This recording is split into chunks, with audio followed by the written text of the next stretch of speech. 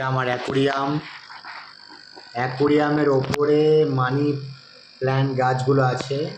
আর এটা আমি আবার পরিষ্কার করব, জলটা খুব নোংরা হয়ে গেছে।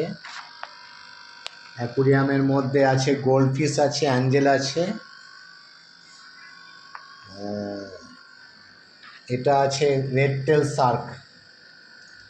জলটা কিন্তু অনেক পরিষ্কার নেই আর কি, একদম পরিষ্কার নেই।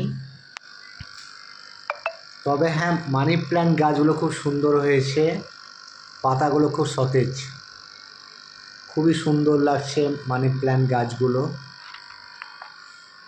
অ্যাকোরিয়ামের ওপরে কাঁচের মধ্যে শ্যাওলা জমে গেছে, তো সেগুলোকে পরিষ্কার করতে হবে। এটা অ্যাঞ্জেল, গোল্ডফিশ আর রেড টেল শার্ক আছে, আর দুটো প্লেকো ফিশ আছে।